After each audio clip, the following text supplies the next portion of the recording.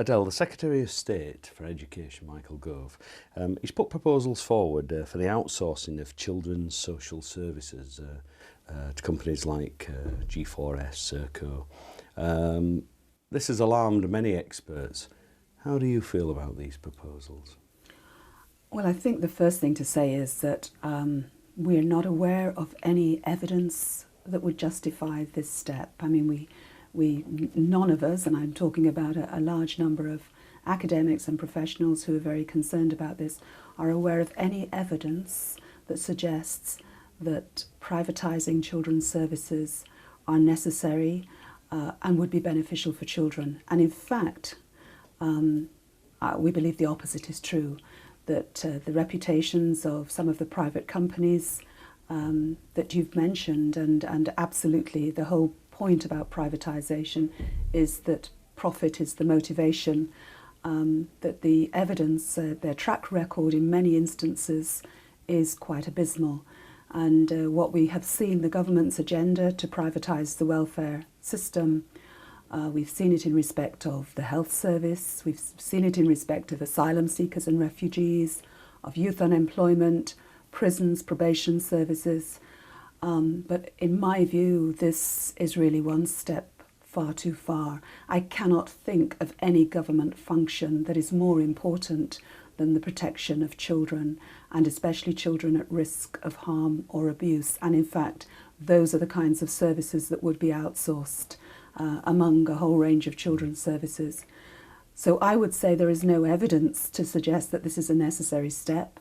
I would say that the evidence to the contrary is that when services have been privatised, that outcomes have deteriorated for people who are most vulnerable. And of course, it's not difficult to see why. The motive is profit, is making money. It's shareholders' interests that are the primary concern and not the interests of people who are vulnerable. And we have to speak out because we have to represent children who cannot represent themselves. They don't vote, they don't have a voice. We have to be their voice on this really, really crucial issue. It's very important that we actually stand up and oppose this.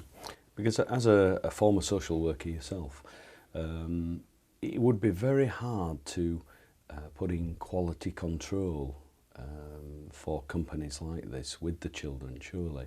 Because as you say, one of the big factors will be profit from these companies, for them to make profit. How would you see it ever running, operating? Well, it's always been difficult for me to imagine how any services for people who are vulnerable or at risk or in need could actually be married with the notion of making a profit. Having said that, I do understand that there will be people who will disagree with me. But the thing about caring for children and supporting children, especially vulnerable children, is that the kinds of decisions that are made, the complexities of assessments, the difficulties in terms of the challenges children face in contemporary society, these are very complex processes, and it takes people a long time to acquire the skills to be able to work with families who are in great need and where children are at risk. And the only way you can begin to make a profit is if you begin to cut down the qualifications that are required, you cut down the kinds of salaries that you're prepared to pay people, you increase the kinds of hours and expectations.